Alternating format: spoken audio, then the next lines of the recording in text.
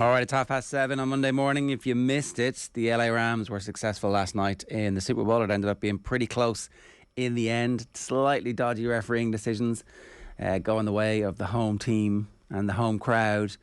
But probably justice was done overall, given that the Bengals ended up having 2 possessions in the last 10 minutes and didn't score from it.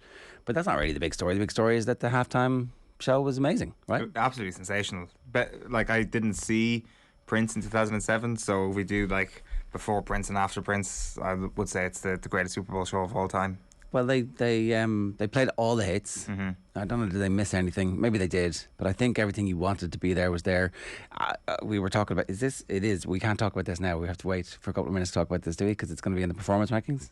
Which, the Super Bowl? The halftime show? No, I think the halftime show is actually not included in the performance rankings. So get your takes in now. I already think this week's performance rankings is missing because that, for me, that was the highlight. So my big thing watching it was 50 Cent is in it, right? Yeah. They've put their arms around 50 after he went broke, and they've helped him make some of the money back. It looks like maybe, all that bling cost a bit of money, and he didn't really fully understand how depreciation worked, and he was cash poor for a long period of time. But they brought him back, and they include him in that because he's not really at that level. He shouldn't be there. There's no justification. 50 is kind of a 1.5 hit wonder, right? A bit harsh, but I agree with you. If he didn't have a song about birthday, it wouldn't get reeled out every year because people don't want to pay the royalties for a happy birthday.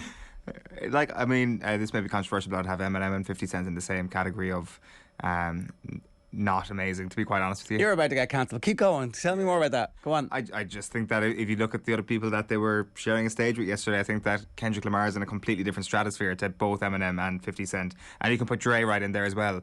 Everybody watching that Dre last right night. in where? In the Kendrick category. Okay. Especially given, everybody watching that last night just wanted Dr. Dre to just be their dad. Everybody he was the spiritual leader of that crew last night, and by far and away the most respected person on that stage, on an amazing stage, by the way. Even when he goes and plays the first couple of keys live to Still Dre, and you've got Anderson .Paak on drums behind. In fairness, Eminem takes a knee at this point. It's like, wow, this is actually pretty special. You don't get that with a Super Bowl halftime show. It's supposed to be like, wow, blow me away with Bruno Mars or Lady Gaga hanging off a stadium, which is amazing. Yeah. But this was actually deeply impactful. I would go as far as to say it was that good. Maybe, I'm not sure, but I missed the kneel in real time. The kneel thing. It went on for quite some time. It was a long kneel. Yeah, I think he could have done it again at the end just to remind everybody that he'd done it in the first place. But anyway, the thing about 50 was that he was hanging upside down like Batman. When the camera pans to him, he's singing really badly. Upside down. Was that not just a camera trick? No, because everybody else was the other way around. Okay. And then he drops down, but they missed the drop. It's like his big moment. 50's like, he's back. Look at me. I'm athletic. I'm here. No. Maybe you're right. I thought it was a camera trick. I genuinely thought it was a camera trick. That was my take on it. I need to go back and rewatch it. I haven't really. See, this is it. This is the levels to the halftime show we're talking about here. This is like that tracking shot in True Detective when everybody's marveling about that unbelievable director. That's what we're talking about last night when it comes to the Super Bowl halftime show. Was 50 Cent upside down or not? That is the key question from last night. Well, the bling around his neck was kind of hanging around his mouth. Was it? Okay, yeah. I might have just completely. Well, I think because the camera they blew it. The director blew it. Okay, fair. It's like, that's what I thought. If you've got a view on the halftime show, we'd like to hear from you. You can leave a comment in the YouTube stream. I'm sure the reaction to it. Like, you stayed up to watch it. I caught up on everything this morning. I'm sure the reaction and live time is like, this is. I went to bed. I had to, and then set the alarm for middle of the night. So. Sorry, you did something similar. So, it was, genuinely right up there as one of the better ones you're ever going to see. There's actually no way you can do this show and stay up and watch the Super Bowl. There is, but you end up dribbling, as we found out in the past. Yeah, did it the first couple of years, and it just ruins your entire week. The week is gone. Yeah, it is, and you do miss details for sure. I'm sure. Maybe there was commentary right after the 50 Cent Batman moment that people saw live last night that was given a little bit of context by the commentator. Well, the commentators don't know what to do because they haven't a clue. They're like, oh, here are some popular acts. Are they artists? Do we call them artists? Is it a band? How does this work?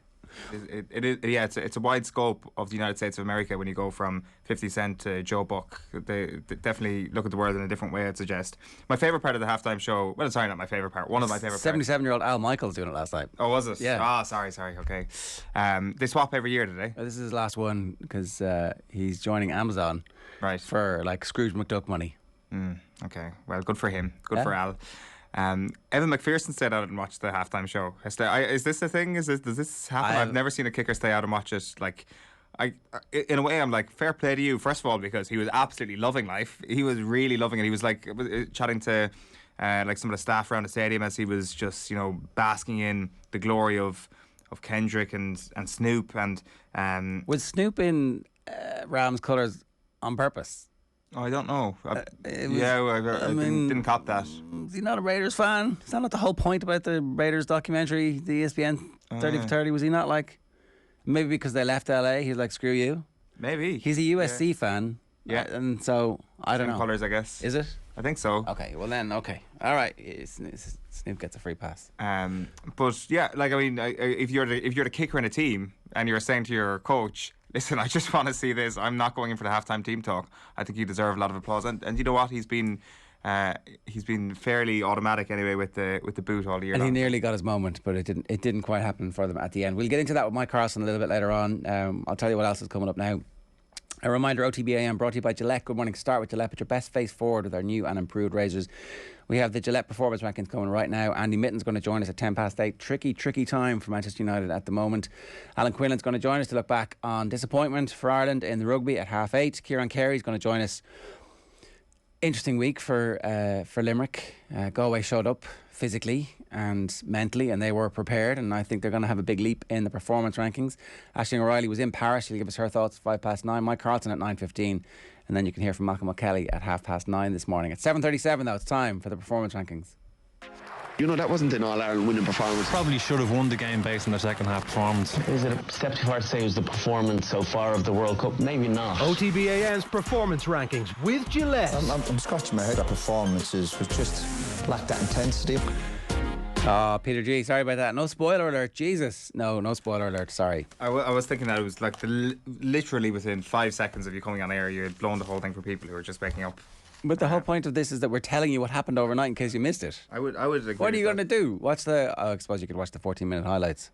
I'm also sure that he's not even referring to the match. He's just referring to the halftime show and how we spoiled the 50 Cent thing. Because that's you want to come to that with a degree of surprise. Imagine if you're 50 though and you've put all this time and effort and like political and social capital into getting back in and to be a member of the gang, and you've got this cool move that you're like, no, bro, I'm going to do this move. I have to. It's like, this is my big chance. And the camera pans over to one of the dancers and misses it. You're like, what? You know he's playing Dublin later this year. All right, so we do the same Are you thing. more or less tempted to go Let's after get him on the phone. Yeah, let's get him on the phone as well. Get him in That's our studio. excuse, yeah. Get him in studio. I take back my bit earlier on when I said you're like completely overrated. 50. I've changed my tune on that one. Please do not watch back OTB AM on the 14th of February 2022. We slaughtered you. Brian Dillon says, lads, that pass interference call, absolute shambles. Also, I'm too old to be staying up and working today. If I milk half the cows this morning, it'll be a miracle. Maybe if you half milk all of them, that'll be fine. Good luck with that, Brian. Oh, right. Like, I mean, it's one thing coming in and sitting at a desk and talking nonsense after that, but to actually get up and do physical work after staying up all night, that is next level stuff. Fair play. Everybody knows that we couldn't get up and do physical stuff anyway, Owen. Irrespective of whether or not we were up all night last night. Look at these beautiful uncalloused hands that we have. Where are we starting? We'll start with the rugby, and Ireland's decision making has got to go in the red, and it's been a big talking point, I think, after Saturday night. There's a lot of different ways we can go with this, but I guess if we start at the decision itself to go for the post rather than going for the corner in a game that would have been a fairly important staging post, that Ireland actually got the job done, because France were pretty good. I think, did you put it as a coming out party for France this year, Six Nations? Kind of definitely felt like this was a significant moment for them at the weekend, a really big win for them, and Ireland had an opportunity to set them back a little bit in that, which could prove to be significant in 12-18 months' time. So we're not sure how that's going to play out on that front, but in the here and now, I think the big talking point will be around that decision, something that the Ireland camp are saying that they got right. So just to I didn't see the on-field interviews with the captain and with Carberry, who made the decision, but it felt a little bit like there was uncertainty there because it wasn't just the two of them. Henderson was walking up, O'Mahony was there. Yeah. It was like a horse designed by committee is a camel. And like, in fairness, one thing we should start, Joey Carberry's kicking metronomic. It's like every time he stands over, you're like, he's going to kick this. Is there a world in which they've defended this by saying we did have another opportunity? They had two more opportunities. It's the subsequent decision making which is also really bad. That highlights how bad this is, because they get the ball back. It's just they're deep in French territory, and they do get another opportunity, but they blow it. Yeah. So does that vindicate the decision? I don't know. It's actually the decision making on the second instance, which is the worst.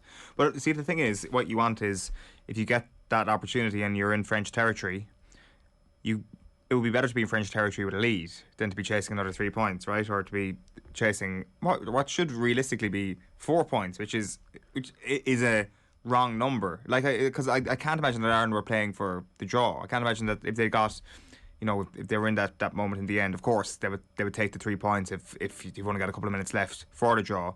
But at the outset, they should have been thinking, how do we win this game, rather than how do we draw this game? And that was the only way they could have been thinking when they were going for that 3 points, I would suggest. Also, as well, when you add into the mix the fact that they were on 3 tries at that point, that's an added little sweetener to get another one. Not that you needed one. I think the win should be enough. Well, you're guaranteeing yourself a second losing bonus point, or at least one losing bonus point if they score miraculously 8 points in the next while. I look, a couple of things strike me. The famous decision that England made when Lancaster was coach, where there was just like not clear thinking. It happened in a World Cup, because the players didn't have the experience. So I'm kind of the view that if this is a mistake, and they decide what the future, what will happen, who will make the call, how the call will be made, who has ultimate responsibility for it. Because you heard Gavin Cumsky making the point to you yesterday in the papers that that's the out-halves decision. Sometimes though, the captain, if he's the forward, if he doesn't have faith in the line out and the line out's gone creaky, then he's like, look, you're just going to take this and we've got you, don't worry. But afterwards, just to say bulletproof, that's what they have to do. They have to defend themselves. We had this conversation recently about Jack Crowley from Munster in that game against Cash, and about whether or not Jack Crowley should have been the man with the responsibility to go for the post or to go for the corner, given he was a rookie essentially at that level, European-wise. You've got to remember that this is also Joey Carberry's first start. Granted, he's picked up a hell of a lot of experience throughout his 5 or 6 years in professional rugby so far already, but still, these are significant moments in Joey Carberry's understanding of big games, right? So, I think that they're not poles apart, these two situations. No, I can understand why they did it, and I think that if they had managed to get the ball back again and do something with it, as opposed to getting the ball back and not doing something with it, we would be like, oh, what a great decision that was, because kept the scoreboard ticking over. Like, there's a bit of scoreboard journalism going on in the aftermath of it, but I think that bit of the decision making, they can defend it. That's fair enough. But what happened afterwards is bad. Like, it was just bad. We end up with the forward pass. We end up with handling errors. We end up not putting France under the type of pressure that we were putting them under in that second half when we were making our furious comeback. Yeah, and part of that process was, on the decision-making front, was taking Joey Carberry out of there and putting Jack Carty in there. And that's not a slight on Jack Carty whatsoever. It's to do with the fact that you're being thrown in at a pretty awkward time. I presume as somebody who's going to be playing that pass, which ends up going forward, you kind of want a few more minutes under your belt. You want to feel your way into the game a little bit, but you're thrown right into a really, really sticky situation immediately. And maybe they figured that Carberry wasn't going to be able to play 80 beforehand, but that feels like a premeditated. It's true. I mean, but that feels that would have been a strange premeditated decision, wouldn't it, to take somebody off after 78 minutes? That'd be a very weird number to come up with. But if it was premeditated in the first place, that's obviously not good. Your in-game management needs to be in-game, not premeditated. But while this is open to criticism, I really believe that it was a bad call. This is not to say that this can't be good in the long run. And when you talk about scoreboard journalism there, scoreboard journalism will go 10 times this magnitude if this happens in a World Cup, because that is literally all that matters. All that matters is you win or you lose, and you're in or you're out when it comes to the knockout stages of a World Cup. So That's the context I think that's informing this. Let's hear from Andy Farrell and James Ryan here on the decision to kick. Just felt like it was the right decision at the time. I think we were imposing our game on them at that period. We felt confident in our attack, and we thought we'd bring the game to 3 points, and I think we backed ourselves to go win the game then off the back of that. It's the right decision. There's no doubt about that. They feel the game. They're in the moment. They understand what's happening. There was plenty of time left. In fact, didn't we have a line out after that to go on when there was a couple of points down, because we got the 3 points back. We had a line out and an opportunity to score the try, and we didn't, and that's the game. So I back them to make those calls. Yeah, okay. So look, that I think is a big opportunity, and I think this is exactly why we needed not to play Sexton in every game, because like we don't know what they'll do the next time, but we do know that they now have some video evidence where they're like, okay, let's just kick for the corner next time, or not, let's make sure we don't kick for the corner the next time, but when we do, in the final 3 minutes, that we're far more clinical than we were then. And look, it's interesting that you made the comparison between this and the Wales-England game in 2015. What England did in the aftermath of that, and the wider scale of the disaster, was to throw the baby out with the bathwater with significant effect. The good news for Ireland is that they don't have the luxury of doing that. They don't have a pool of players to step in, but not that that's what they should do anyway. No, it's the opposite of that. It's actually give these guys again the opportunity to get into it. Like I was just thinking overnight, what's the team going to be for the Italy game? Like I would make a swathe of changes. Anybody who's in the squad starts. I would start Carberry, and I would probably start Gibson Park so that they can build a bit of a partnership, and you start Henshaw and you start Coombs and you bring back Herring, and it's a completely different team, and so everybody has a little time to rest up in advance of the final push for the two big games, and there's still a championship there for them this year. And if they don't get the championship, then they better feel the pain of not getting a championship and just how narrow the margins are in these big games, and learn from that. Like, I think this is much better for us than I still see people in the papers saying, oh, Ireland are the best front row in the world. I think we don't have the best front row in the world. We need to stop saying that we're the best at this and the best at that. We lost the game at the weekend, and that's okay, but let's not get to the point where it's like blind faith. Do we have the best rugby playing front row in the world, though? I mean, Owen, how do you know, right? Does that not include scrums? We were under pressure in the scrums. We were giving away penalties. Scrums definitely take place. And their big lads were so big that they were stopping our big lads, smashing them back at various stages. Like, it's okay not to have the best front row in the world. It's okay for us to realise that actually the shite that we were talking after the Wales game in some cases was just shite. And that's fine. But do you not see Dan Sheehan's performance? He's the Dan best Sheehan hooker is in the world. class. He is great. It's really exciting. You do need Ronan Kelleher and Dan Sheehan both to be fit, because like that impact off the bench in those final 20 minutes could have been the difference between victory and defeat. And I'm very excited about it. And I think Porter has massive potential still over the next couple of years. With Furlong, I would be like, we might just put you on ice until the World Cup now because you're so good. We just want to make sure that you're going to be fully fit. You go off and you farm for a little while. Take the year off. That's what I would be doing. Like, instead, he's going to play every minute of every game, the 3 tests down under against the All Blacks, and every minute in November series. And then this time next year, he'll just be creaking and be like. I think that's, I think November will be an interesting one. I think maybe the All Blacks in the summer will be a really good test. Because I think who starts the tests at out half? I would be leaning towards definitely starting Carberry in one of them. Which one? I think all 3. If he's fit, all 3, and put Sexton on the bench if he's fit. I think you start Carberry in test 1. Now, Joe Schmidt did do that in Australia, in fairness to him. Yeah. And that tour where Schmidt's always accused of not trying stuff out, but he did try stuff out on that tour a bit. It's just our style didn't evolve or develop.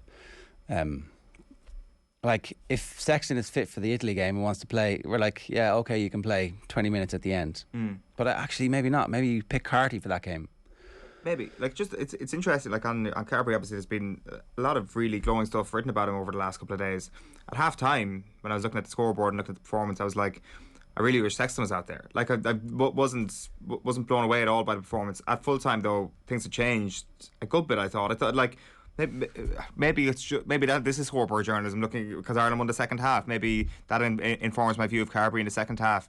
But I definitely felt he was better in the second half than the first half. It almost as if he had realised this is what the standard is, and that intense pace of starting a test match in Saint Denis was like got to that level almost. And our forwards stopped being completely annihilated by their big forwards. That helps. Their big men are very big. I definitely also felt like there's kind of this weird underrating of France going on still, where they have all the best parts of the South African game plan in terms of the brute force and the sheer energy that you will face when you go up against them, but they still have all the best parts of the traditional French style of rugby with unbelievable soft hands, incredible runners from deep, a goal-kicking fullback, of course they do, and the best player in the world. Yeah, who can still get better. Like I thought that it was a great game. Ireland played very well for a patch, got smacked in the mouth early on, and came back briefly, but then got smacked in the mouth again. You know, we definitely went. We were facing Mike Tyson in the first half, peak Mike Tyson, not Buster Douglas, Mike Tyson, and didn't have anything really to do to answer that. So that's a very good, important experience for the team. Are you looking at the Mac Hansen try then in the first half and saying to yourself that's very much a sort of freak incident or fair play for actually finding a way of getting sustainably punched in the mouth? Well, it's like brilliant opportunism, but also that's not going to happen again to us, right? No. So it's like it's not a fluke, because that would be to completely devalue the hard work and the effort and the incredible execution. But you're unlikely to be able to score that again. The maul try from the line out was good. Like that seemed interesting for us to be able to find space right there. And I thought our hands were terrible in various stages. Like people were making mistakes. So there's room for improvement. Like that you can go, don't do that, don't do that, don't do that. These penalties, that like the difference was we outscored them in terms of tries. The difference was that they were putting so much pressure on us that we were giving away penalties. Fixable, you would suggest? Like history would show that we get better at that kind of stuff. Like there's a period of time where we have a few games where we give away a load of penalties. They go off and they do incredible amounts of work on it. You know, certainly the Schmidt era, we would have had periods where we were giving away loads of penalties and then it stopped. So this is the time to be having these, as opposed to smashing France and going, oh, we've got the best front row in the world and the best second row and the best back row, clearly. But like, I mean, that's just like, would that not just have been bluster anyway? Like, do you think that the camp actually believes that? Do you think that that's an actual factor in how they behave? I think it's no harm running into that French juggernaut and going, okay, that's the standard. Let's get there. Okay. Move on from rugby now. Is that a commenter or is that Tommy Rooney? Or is it both? Is he just in the YouTube comments, TR93 or something, being like, please move off rugby? We're moving on to Premier League because the top four race. I've been forced to put this into the red this morning, even though this is a bona fide green talking point. But you mean Man United are in red? Man United are West Ham are in red? West Ham are kind of. Tottenham You mean Hotspur Spurs are in red? Yeah. Wolves and Arsenal are in green, so therefore maybe this should fit into the amber, where it's going to be wacky races between now and the end of the season. Chelsea could potentially get sucked into it. Who knows? They're all looking up at Chelsea. Chelsea's struggling and limping to a Club World Cup win. Tommy Tuchel, not what he once was. Does Abramovich celebrate a World Club Cup win? Is that like the ultimate? Does. He thinks that's the best. For sure. His yacht at the weekend would have been the place to be. Yeah. Roman Abramovich has now won it all. Permanently lit. Did Matteo win the Club World Cup for I don't Chelsea? think so. I don't think so. Funnily enough, that's why he didn't last. Oh, yeah, that's true enough. I don't know, to be honest. I stopped paying attention to it when it became the format that it is now. Oh, there was once upon a time when he did. It was good. It was good once upon a time. Okay. It was like South America champions versus European champions. Away we go. Yeah, that would probably be a smarter way of doing it. But yeah, maybe Chelsea, they get carried away with their success at the weekend and they get dragged into it as well, which would just make this thing even better. If not, who cares? It's already a bloody good race at the moment. Manchester United setting the tone on Saturday and Tottenham being like, hold my beer on Sunday. And even despite that defeat for Tottenham against Wolves yesterday, you still look at the table and mathematically you're thinking, I kind of fancy Spurs here if they put a run together. That's what you can say about all of these teams. Yeah.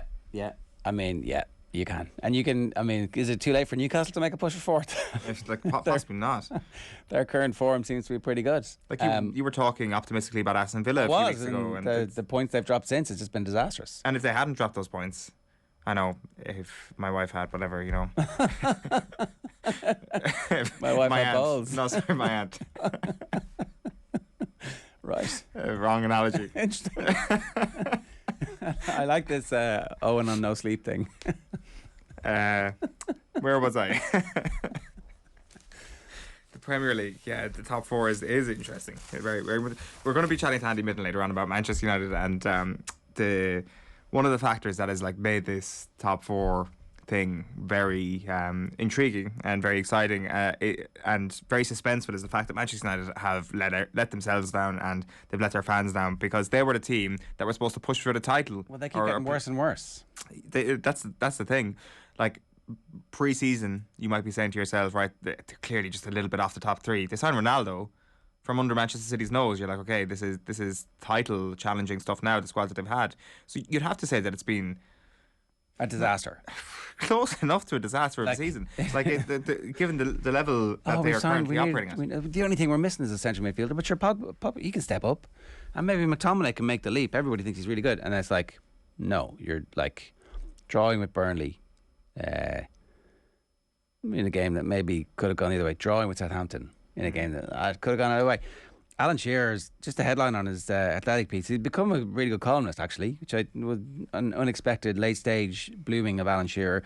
Manchester United have become a leaky, noisy, messy club who give their players an excuse to fail. And there was a line about it. How could you expect anything else from a club that's so badly run? It's like, this is mad. The players have said that they want Pochettino. But the players don't like what Ranić is doing. And Pochettino's going to be worse. He's cancelled bacon buddies. You can't have bacon sandwiches. Also, as well, it is a strange scenario where we're talking about what the players want and how we all know that this is what the players want, as if there's like some sort of as if somebody from Sky Sports News has gone in and interviewed all the players as part of a Vox Pop or something. Like, we're getting a constant stream of information from inside the club about somebody's on the WhatsApp group. Yeah. Like, accidentally. Because they, make everybody an admin. Fine, fair enough. Suddenly, like, we're all watching the WhatsApp group going, is that the real Ronaldo or is that somebody pretending to be Ronaldo? Maybe all this information that's coming out is just completely false and somebody in that WhatsApp group is trying to flush out the reporter in Wagatha Christie form or something like that. Like, Mark Ritchley's got a good piece this morning which is carried in the Irish Independent about Ronaldo, and he asks the question, if Ronaldo's not scoring goals, then really the question is, what is the point of Ronaldo and his role in that team? It's his longest barren spell in front of goal in 13 years at this point. It's only 6 games, which I guess shows the standard that he reached over the last little while. So his current stats, he's 0.53 goals per game in all competitions. That's down from 0.81 per game at Juventus last season. 0.4 goals per game in Premier League compared with 0.87 in Serie A last season. Granted, it's a different league, but it is a nosedive compared to last year. Fewer shots per game. Expected goals is down, but his pressures and his volume of pressures is up under Ranić. So it's almost flipped in terms of how the narrative around Ronaldo was before Christmas, where, he's scoring goals, but he's not doing much else. Now he's doing a bit of the other stuff and he's not scoring goals. And the screenshots of that miss against Southampton on Saturday afternoon don't paint a pretty picture whatsoever. We'll come back to this a little bit later and with Andy Mitten and talk about the rest of the other teams who are bidding for the top four. Our resident Spurs fan seems to have gone a little bit quiet in recent days, but if you're out there, we'd love to hear from you if you're our Spurs fans. Like, what the hell's going on? Let's move on to Limerick hurling in the amber. Why are they in the amber? Well, I don't think they're anywhere near dead. Like, why would we? Like, we can put them in the red for sure. I mean, like, it's not a good performance. It wasn't a good weekend for Limerick. I don't think you can paint it as a good weekend. They're beyond the point of needing a wake up call. They're too good to need a wake up call. 27 points to 118 was the full time score on Saturday night. What was probably most surprising was, like, 5 minutes into the game, Limerick were up 1-1 to no score, and there was a sense of the inevitable about what they were going to do. They obviously get they get a red card in the game, and maybe that's a suggestion that their flirtation with the line has just gone over the line a little bit. that you're going to get back. Remember the league last year? They got involved in scraps in every game. Yeah. Game on game on game on game. They got involved in scraps. And They fixed it. well, I think Donald Logue said in the telly that the one caveat you'd have about this Limerick team is their discipline. And you know what would have happened if Gillette got the line like he should have when Tip were 8, 9, 10 points up last year in the Munster final. It would have been very interesting to see what would have happened. I don't know. I still think there's a good chance that they come back, but you don't know. Like, I think it's more than a good chance to come back. I'm very confident. 14 men. It's, you know, it's easy. It's easy for them not to come back from that position. And like, you would have to say he's an important player. So, but maybe Limerick have just lost something. Maybe Paul Clark has lost his superpowers without the water break. Maybe that's what's after happening here. That once you take that away from them, that's their secret weapon gone. I think they'll be pretty happy with that, right? Every chance. The one thing I would say is that I'm like constantly reminded last year in the league when Cork put out kind of a second string or a below par team against Limerick, and then never got the opportunity to see what their full team would do against Limerick, and didn't beat them in the league, and then you roll into the championship and they get destroyed. Eventually, that's what it ends up in. You didn't have that opportunity to just... If Limerick had beaten Galway, what they've given Galway is life. Galway is buzzing now. They have Shefflin, their first big test. They come back from that. Physically, they stand up to everything. You know, they are the one who knocks this week. They have no doubts. Yeah. Would you describe Galway as a sucker who were given an even break at the weekend? Exactly. Potentially.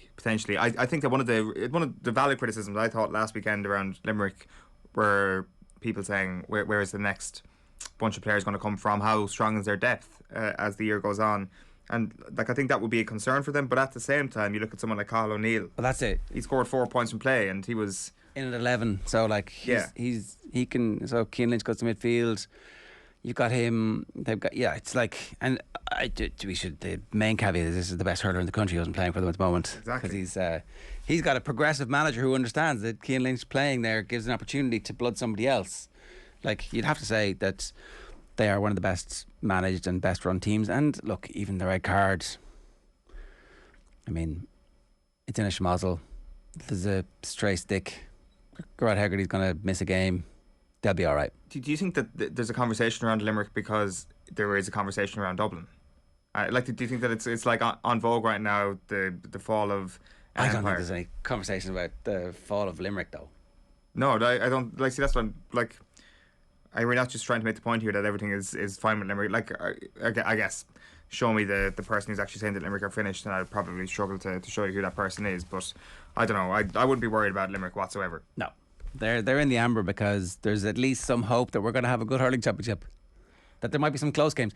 Every game won't be a blowout. That's what I hope. And also, I mean, the Munster Hurling Championship will throw up something here and there. It's nice and early as well. It's the best competition we have in Irish sport potentially. So, hopefully Limerick get a couple of tough games there. Edward Freeman says, at the game you could see Carby was cramping up at the end, and that's why Farrell had to take him off. That's fair enough. If he was cramping, you got to go. That's fair enough. Dahlia Shocksig says the penalty kick was the right call with an unsure line out, guaranteeing the losing bonus point at least could be the difference in the final Six Nations table. I mean, look, you know, if they end up winning the tournament on the basis of the losing bonus point, then people will be like, yeah, okay, there's a point to that. 100%. And the shaky line out is also a reasonable point. It didn't what was interesting is just that the Ireland camp were very certain in the aftermath that they were definitely like this was 100% the correct call, fully back the players and all that. Yeah, you got to say that, I guess. Yeah, and maybe that's the right thing to do. Like, I fully back the players, and on Tuesday in the video session we'll go through the scenarios, and the next time this happens maybe they'll make a different decision. Who knows? Yeah, possibly. I mean, green. The green, LA Rams first up in the green. I mean, like, when you look back at what they did to get to this point, to actually get over the line, I'm not sure how much of an impact the Super Bowl being at home had for them, but it did feel that when we're kind of looking back in the story of it, it'll be like the LA Rams targeted the Super Bowl that was going to take place in Los Angeles, and the whole thing worked out, and it just ties the whole story together, maybe in a neater way than the reality is. But there was definitely a couple of gambles that makes this look like a franchise that was in a hurry, like hiring McVeigh at the age of 30, in 2017, the youngest ever Super Bowl winning coach at this point now. John Gruden and Mike Tomlin, the only other people in their 30s to have done this. Trading the 2 first-round picks for Jalen Ramsey in 2019, pretty ballsy decision, you'd have to say. You'd have to say picking up Odell Beckham Jr. this season. Absolutely brilliant. Ballsy. Oh no, I think it was Von brilliant. Miller. Like, why was everybody else not going after Odell Beckham Jr.? Because he's had a bad time in Cleveland. Cleveland's a shit show. Go and get him.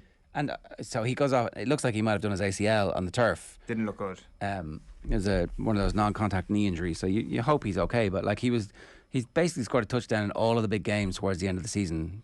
First few weeks not great. Learned the offense. Became a team player.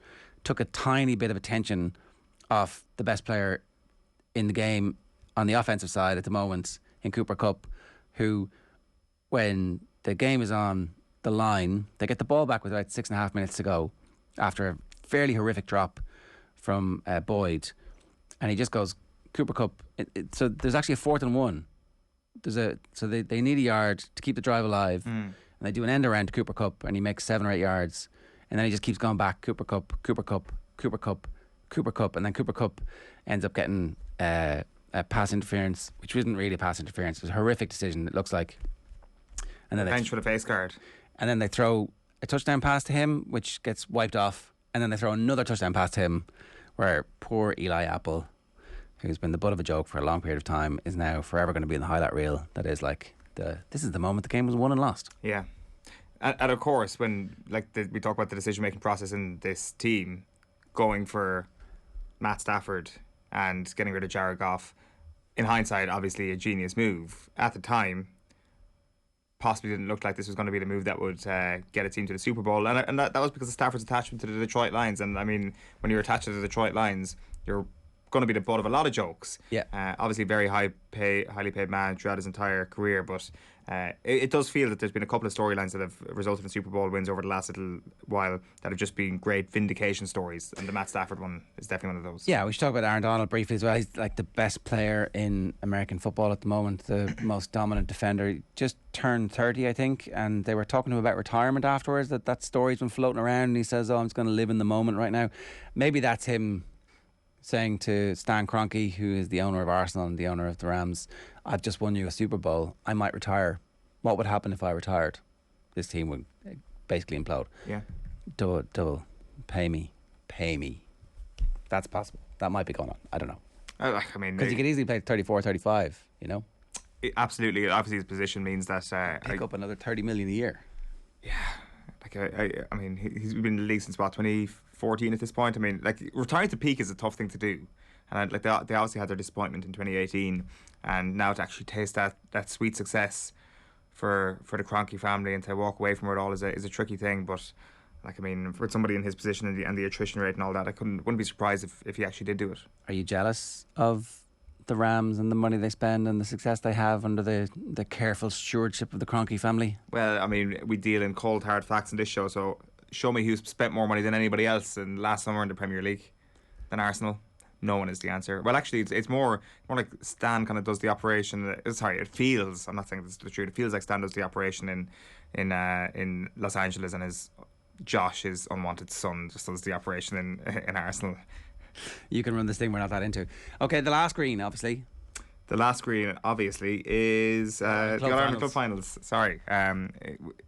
These two conclusions were bonkers. Absolutely bonkers. The Kilmacud game, we were previewing it on Friday, and I think there was a general consensus that this may not be the prettiest game on the eye, and that's kind of what happened. But just because the game's not pretty on the eye doesn't mean that it doesn't leave itself open to absolutely ridiculous drama. And at the very end of extra time, Kilmacud get over the line and get their All-Ireland win with the last kick of the game, which made the afternoon even more extraordinary because it came from a fairly extraordinary place with Ballygunner's last gasp goal, a last gasp screamer of a goal. From about 40 yards. 40 yards, Paul Flynn-esque. It was just a... Why even try it from there? Oh my God, what? It's sensational. Oh, and for it to come against TJ Reid and Ballyhale after what they had done to St Thomas's in the All-Ireland semi-final was absolutely incredible. And we have, I guess, 3 crazy moments in the conclusion of this year's All-Irelands, from TJ Reid to the 2 late goals on Saturday, and that's what people are going to remember these competitions by. It's going to be really interesting to see if moments like that have a transferable impact on the interest in this competition, because this competition now has a new stage and it's got potential for a lot more eyeballs on it. Yeah, like it was up against a Six Nations game this weekend. Yeah. You can't. It's hard to judge, but it didn't register as much as it should have done. And when it ends up being in December, which will it be this year? Will it be next year? What's the massive fixtures? Does it like how long does it take for the split season to fully work? So eventually, it's going to end up. That's where it'll be in winter, and maybe because it's the only thing that's on at that period, it will get more pop. It's hard to know,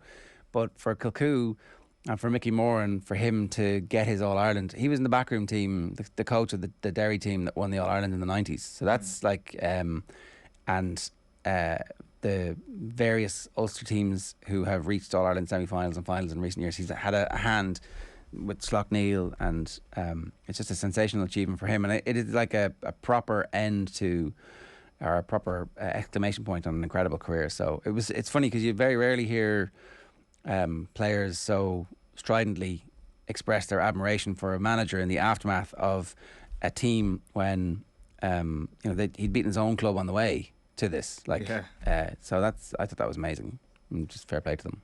Yeah, and if we're looking at what a sport needs to do to kind of get to the next level, it's like, how can a sport be consumed on social media? Well, having two unbelievable moments that can be distilled down, and somebody matched the WLR commentary onto the TG Caher pictures from the weekend as well, and it was just magic. So they've definitely ticked that box. If you want to try and get new viewers, go viral is one way of doing it. And have superpowers, have juggernauts be derailed, like doesn't hurt. Have the sacred cows be slaughtered live on TV in dramatic fashion. That's class. Well, I guess it was two sacred cows, I would argue. I think we actually went 50-50 on Ballygun or Ballyhale on our quick picks on Friday. Don't mean to brag, but well, you did. But so Ballyhale and Crokes going down, the super clubs. Yeah. I think we all. It's true. We all picked Kilcoo as well, though. I think on Friday. Yeah, I don't think these were two surprises at all. I think the hurling was a bigger surprise, but even that wasn't a shock. Right. Or close to it. That is this week's performance rankings.